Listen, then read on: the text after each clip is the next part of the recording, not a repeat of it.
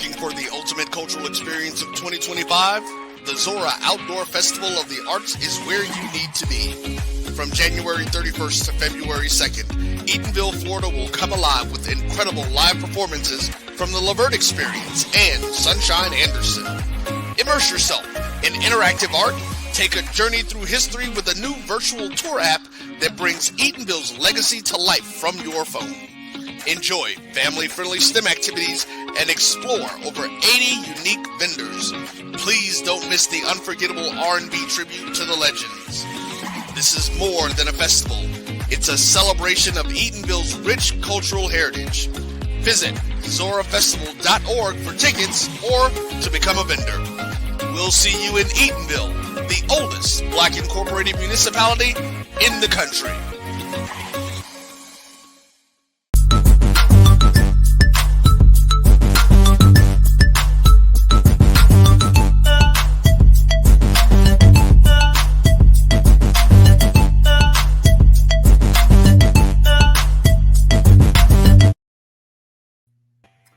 All right, welcome back to the BCSN SportsWrap. Bryan and A.D. here, and joining us is the head coach of the Virginia Union Panthers, Dr. Alvin Parker. Coach, congratulations, Coach. How you doing tonight? Thanks for joining the show. Yeah, I appreciate you guys. For inviting me on, man. And look, we're excited, but we trying to go get another one. Man, Coach, yes, indeed. Panthers make history last night or yesterday afternoon with the win over the second seed Wingate University, the first NCAA Division II playoff game won in the 125-year history of the football program with a 34-31 overtime victory. Coach, I know we're past the 24-hour rule. You know, you coaches live in the 24-hour rule, so we're past that. But if you can rewind the clock just a little bit, what is it when you hear all of that? What does that mean? What kind of emotions and thoughts does it bring up about how historic the last 36 hours have been? Yeah, well, I tell the guys we live in the 12-hour rule, but I took the whole 24 for this one. You know, I made sure I took the whole 24 for this one because it was something special. You know, something again that's never happened. You know, and we've had a bunch of great football teams here. You know, but you know, you look back, and I think I showed the guys one day this week, and we look back at all of the playoff games and how they had kind of came out. I think it was 13 of them. You know, and you see the likes of Virginia Union losing to Troy, to North Alabama, to North Dakota State, teams that aren't even in Division II anymore. You know, that are so far gone from Division II. You know, that's how far back this thing stretches, the people they were playing. You know, but you know, out of all of that, all those great teams, you know, nobody can ever come out of it with a victory. You know, so it's something that was kind of, you know, haunting around here. You know, I'm glad we got a chance to break the curse, so to speak. But we had to go to overtime to do it. So they made us definitely earn it all the way. But and I was extremely proud of the guys, extremely proud of the coaches. It was a proud day for Panther football and for Virginia Union. I'm intrigued about the fact that you went. Some coaches might avoid that in talking about that history, and for fear of maybe jinxing it, but you embraced that. Why? Where did that come from, or when did you kind of make that decision to kind of embrace, or I wouldn't say embrace, but acknowledge that history and challenge your guys to be the first? I guess because I was a part of it. You know, two of those losses, I was a coach. You know, so I didn't have to go back too far for it. You know, so situation that one of the two that I had while I was the head coach, and there was another 10 along or 11 along with that. You know, so and I'm a researcher by nature, so I like to look stuff up and kind of have it, and then when I kind of seen it and kind of like again seeing all the teams that Virginia Union had lost to along those 13 tries, it just was extremely interesting.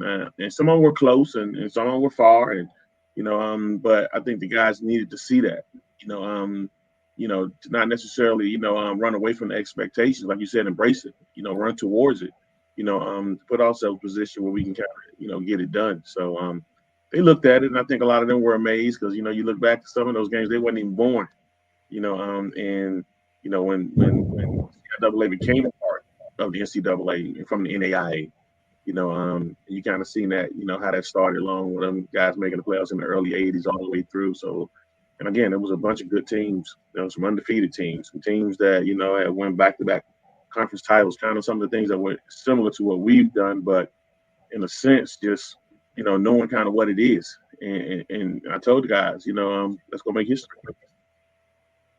Go ahead, Drew. All right, Coach. Second consecutive year that you got into the playoffs. So my question is, what lessons did you learn from last year that you were able to make the adjustments to prepare for this year?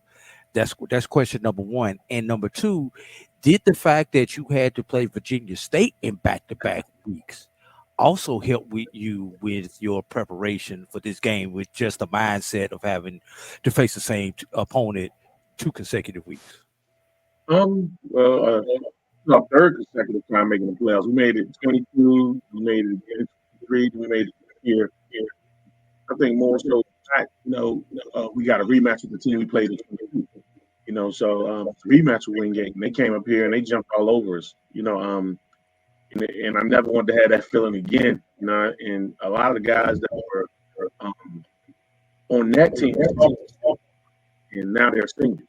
So I think a lot of times it comes with just age and kind of go through it. I think when you get to playoffs and you end up losing or not coming out the way you want, a lot of times those things are not really losses. They're more lessons because you're in the elite part of the season. Only 28 teams get invited, so you're in elite company. And I told the guys now, I'm meeting earlier today. I say it's only 15 other teams that's playing football right now in Division II. So we're definitely in elite company right now. So that definitely helped. But conference was extremely tough. AD this year, I thought the CIAA played some damn good ball. For lack of better words, I'm sorry, but some great ball. And from top to bottom, we had a bunch of good teams. I think the coaches kind of rose to the occasion this year and a lot of special things with their teams this year. So just the whole gamut of kind of going through it during the season was something that was good. Of course, playing a team tough as Virginia State in back-to-back weeks, sometimes when you go in back-to-back weeks, you got to dig in your toolbox to make sure you kind of come out with something that's kind of different. Of course, for the coaches to be and perform at a certain level too. So I think that was something good for us as well. But it's the overall season. I think going through after we lost earlier in the season, every game was kind of a win or go home type of situation for us. We felt like so it wasn't a week off that we could have had. It wasn't a situation that we felt like hey, this won't count as much. This one won't be this. I think every game kind of was a high stakes type of thing. All right. All right. And I just got to say this for full disclosure. I hate not being able to be a part of your weekly press conference, obviously due to where I work at now. Absolutely. I don't think that would be ethical for me to be a part of the weekly press conference. I mean, I've been on his press conferences for like the last 3 years. He always sends me a personal invitation. You get the message first. I personally send yours because I wasn't there. But look here, man. I understand. Make sure that don't mess that check up. Oh, no, I can't do that not unless I got a job up in Virginia Union waiting on me. But anyway, now I know you don't like to give out individual accolades to your players, but we've got to talk about this.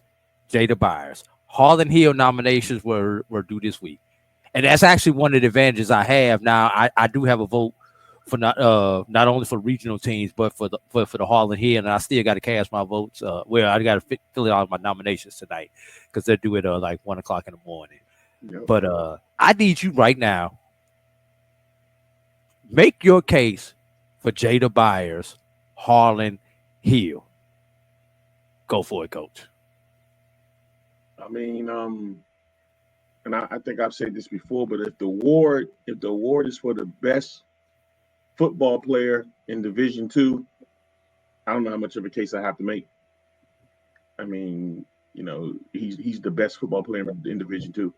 You know, I don't really got how to compare him to anybody in any other division because they can't win the Harlan. You know, but in terms of just being able and being a complete back and being able to kind of change a game and do some of the stuff that he does, and this is not just a show up in 2024 and do it. He's been doing this since he's been here. You know, with the amount of yards that he's had from scrimmage and all of that in 4 years, you know, his name is going to be forever in the record books. So if that award is truly for the best college football player in Division II, then the numbers don't lie. If anybody's seen us play, if anybody's seen him play, they know what it is. You know, so you know, I think his sophomore year he was a finalist. I think he was about fourth in the voting. You know, so you know, and he had a huge year that year. You know, but I think more often than not, people kind of recognize you by just the yards, you know, and things like that. But his impact is great. You know, sometimes him just being on the field makes a difference. You know, and I think the last 2 years you attach champion onto that. You attach playoffs on that. You know, that right there, speaks his case because not only is he getting his numbers, but he's willing to team to those type of places, championship and playoffs. All right. And as much as we talk about Jada Byers on your offense, you also got a quarterback that's doing some pretty good things for y'all. So Mark Wright, just kind of talk about him and anybody else on that side of the ball before we flip to the other side of the ball. Well, Mark Wright, special one from right down there in Atlanta. You know, he's the first quarterback I've had in my 24 years that has led the nation in pass efficiency. You know, that's the category. Most people might look at, passing yards or, passing other things like that and all that. But our biggest stat around here is passing efficiency. And it was something that we wanted to make sure we got better at last year. And, I think we went from maybe 60th in the country to second in the country right now behind Harding. And Harding run the ball every down, so in a sense like that. So as far as how much we throw the ball and the success that we have when we do throw the ball, this is the highest I've been ranked in my career. Mark Wright leads the nation in pass efficiency. So I think that's the best stat you can have for a quarterback. Yeah. And on the defensive side, you've got names like Shamar Graham and William Davis and a couple other guys over there. And those guys are going to have to step up big this week as you got a tough opponent there in Lenoir-Rhyne. So just talk about those guys on the defensive side of the ball. You're correct. Guys are definitely going to have to step up this week and make some plays. Shamar Graham, definitely a catalyst for us, led us in tackles. This is his third straight year leading us in tackles. And I'm going to say this, and I don't know how people are going to take it, but, he led us. This is the third straight year he led us in tackles. He's been all conference both years that he led us in tackles. This year he led us in tackles again, and he wasn't named all conference. That was kind of a head scratcher. Shamar Graham fatigue. Yeah, so just it was a head scratcher. But numbers are what they are. Will Davis is a special one for us over there. He does a lot of things. Isaac Anderson is a great one for us over there. We have some good guys at the corner spots with Jalen Mayo and Raylan Manley, guys over there that's doing a lot of good work. So it's a lot of guys over there. Them guys know they got to step up to the occasion this weekend. So we can put ourselves in a great position to win. Go ahead, Brian. Coach, I was thinking of this as Drew was talking and you were talking about Jada Byers. And we know he had on the day that, he broke the record, single season, career touchdown. And you've seen a lot of great players, been a part of, being a part of this history. I don't know if I want to go so far and ask you, is Jada Byers the best player to ever wear? So I will ask you, is he top 3 in the history of Virginia Union football? I'm not going to ask you if he's the best because that you might have some former teammates or some alums that give you a call. So I'm not going to ask you if he's the best. So I'm going to say, is he top 3? He can't mess up those checks, Brian, so he's going to answer this very carefully. Oh, you want me to say top 5? Is he top 5 at least? And I don't care who listens because they seen us play. They know, without a shadow of a doubt, his name's definitely belong up there in the Raptors. In terms of one of the greats that's come through here. Virginia Union has always kind of called themselves running back U because we've had a ton of good running backs to come through here. And for him to be and put up the numbers he's had and done the things that he's done, all of those running backs can look at it and probably say, you know what, he's probably the best. He broke Andre Braxton's record, and I played with Andre. Okay. So and when that record was set 20 plus years ago, I thought, you know what, this record is going to stand the test of time. But I didn't know 24, 25 years ago it was going to be somebody named Jay Tobias. And when he came through, he shattered him. He didn't just break him, he shattered him. And he got some more he adding to that. I think he's gonna put his records where they're gonna be untouchable. So the numbers say he's definitely the best. So I don't have to say a whole lot. Just go off the numbers. All right. So this upcoming, so with the nature of how the playoffs worked, where you guys knock off the 2 seed, and by nature of the 3 seed losing, you're actually hosting this game this weekend. No, am I correct on that? Am I wrong on that? We're on the road. Oh, you are on the road. I thought I read somewhere that you guys were hosting. Okay. Yeah, it was kind of up in between, but we're going to be on the road. Okay. We're going to be on the road. We thought we thought we should have had a home game, but we'll be on the road. Okay, we'll just leave it. We'll leave it at that. So,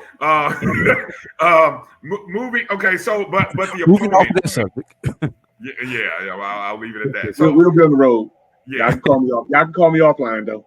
I got you. Okay.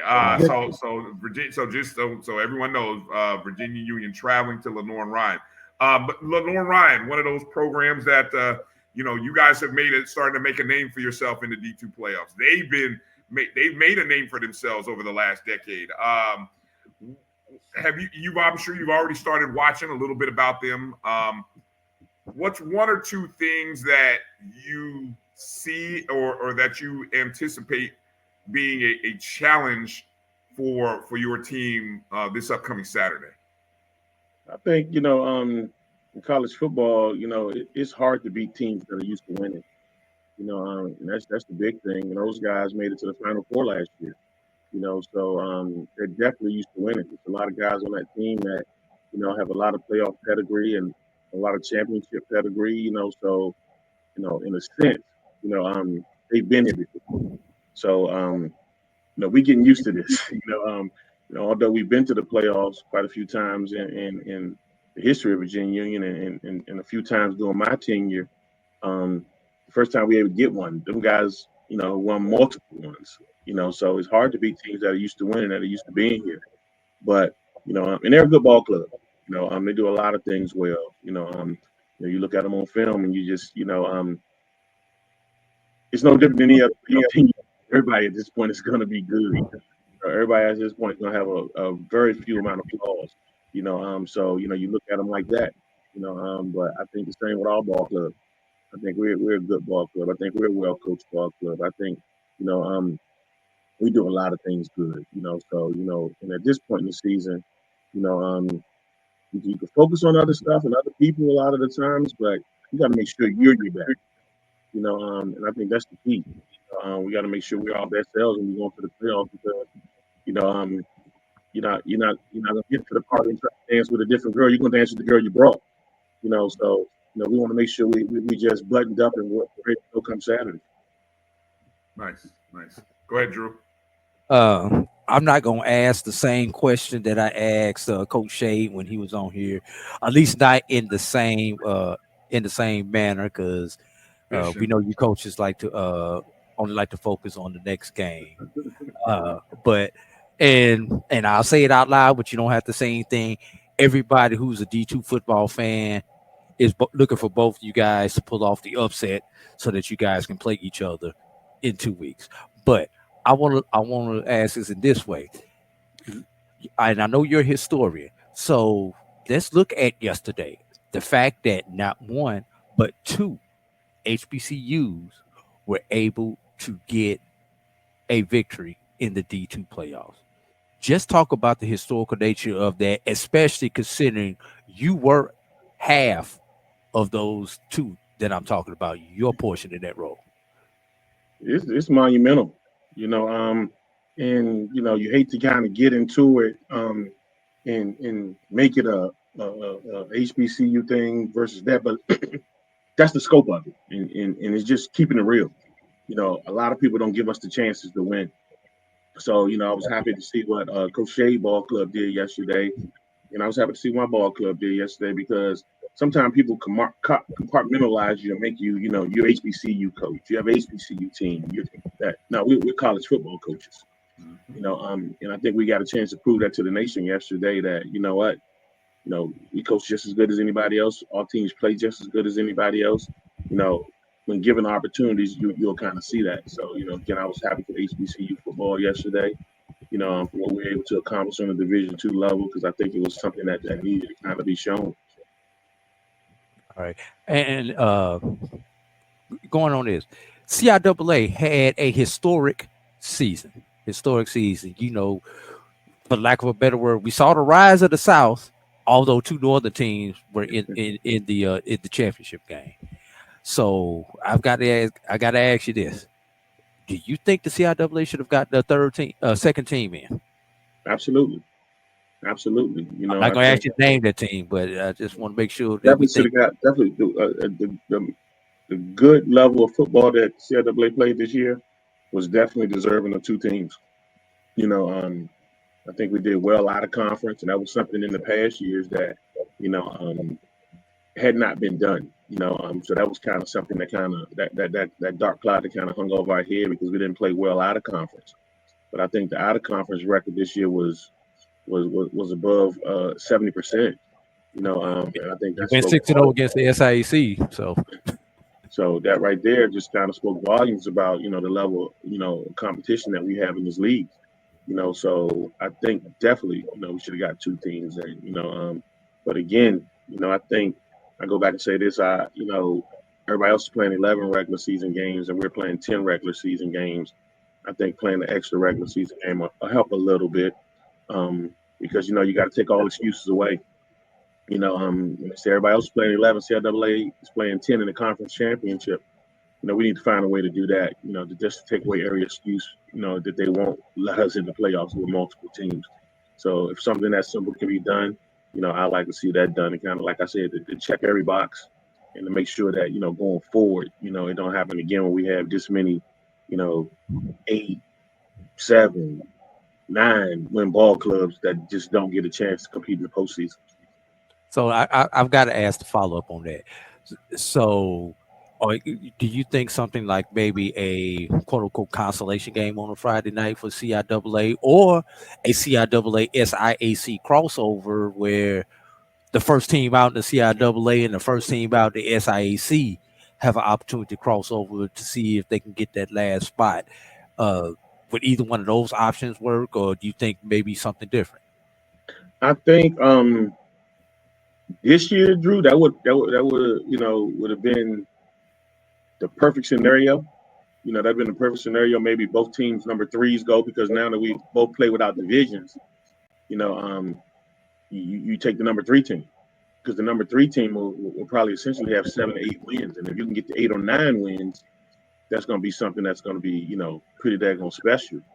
But I think next year it won't help because with us moving to Region 1 and moving out of Region 2, it'll be an out-of-region game. So that you start to play that game, and you might end up losing on that front, by not getting the points for playing the in-region game. This year it would have been an in-region game. So I think you maybe have to find a way that the SIACs 3 and 4 can play against each other, and the CIAA's 3 and 4 can play against each other, and like you said, like a consolation type match to give somebody an extra win, to have somebody get an extra boost, come playoff time. Can I ask, Coach? You mentioned the move into Region 1 for next year? Is that all? Have you already? I don't know when you start looking at scheduling for next season, but does it already start entering the thought process? And again, I apologize if you're obviously, I know your focus is this upcoming week. But has the thought process of saying, okay, we got to change our non-conference to maybe kind of mix in a game or two against a Region 1 opponent, even though I know you guys have rivalries that you have with schools in the Virginia or maybe even the North Carolina area?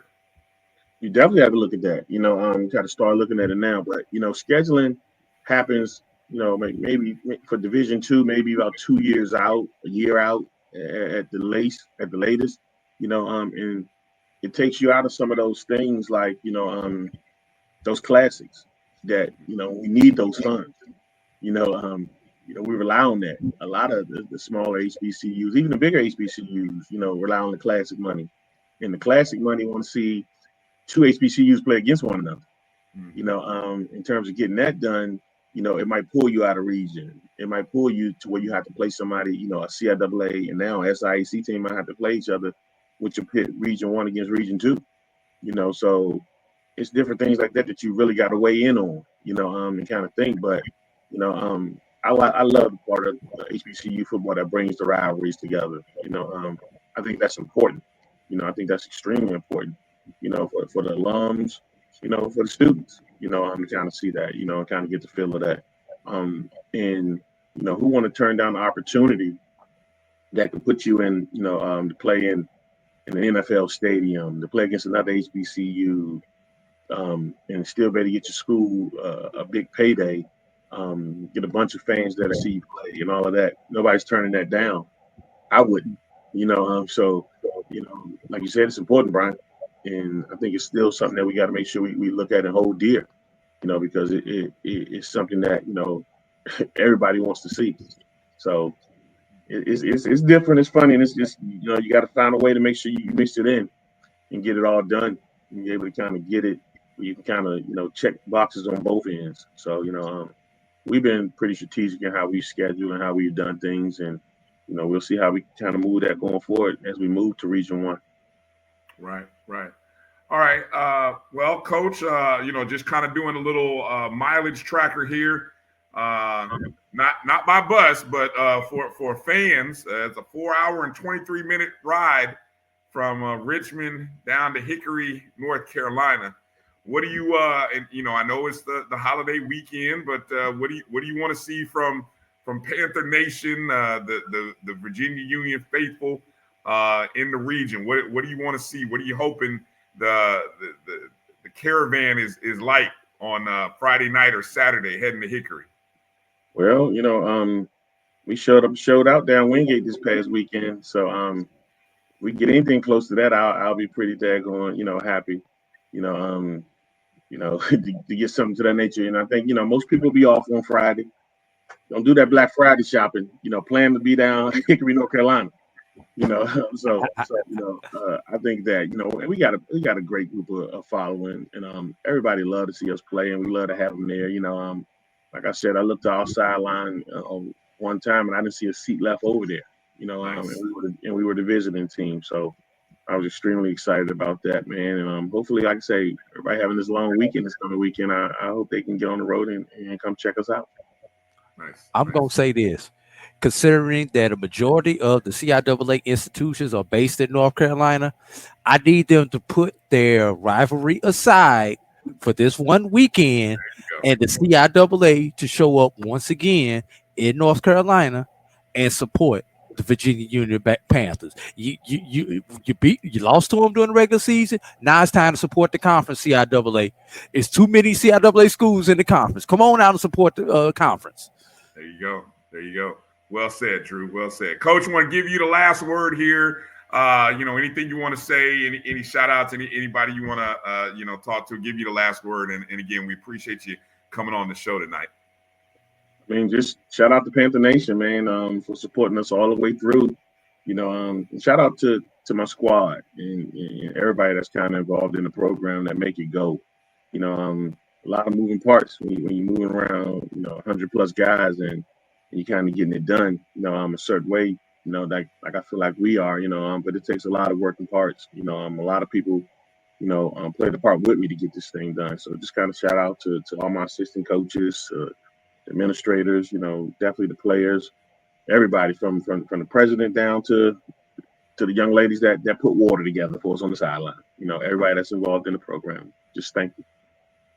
All right. Appreciate you, Coach. Yeah, we appreciate you, Coach. Again, congratulations to you, the staff, the players on the win, and also want to again wish you guys a great Thanksgiving week.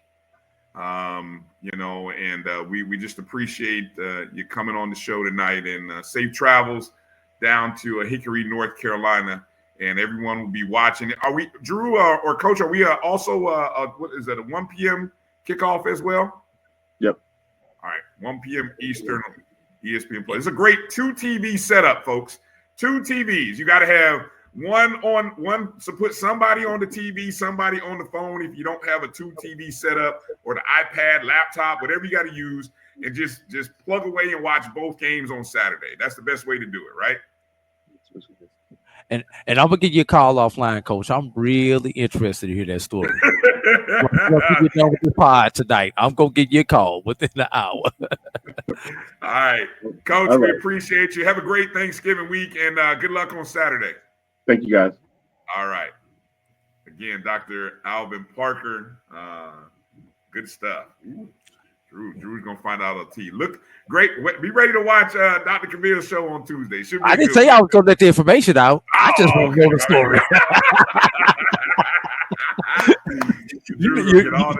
All right, good stuff. Good stuff. You know how we have to do it, man. Well, hopefully the HBCU media diaspora will be on point and do some investigative journalism, whatever. Let's find out what's going on. But anyway, so both games. That is Virginia Union at Lenoir-Rhyne Saturday, 1 p.m., as well as Miles at Valdosta State, 1 p.m. Both games are 1 p.m. Eastern, noon Central Time. So it should be good games on ESPN Plus. Worth watching.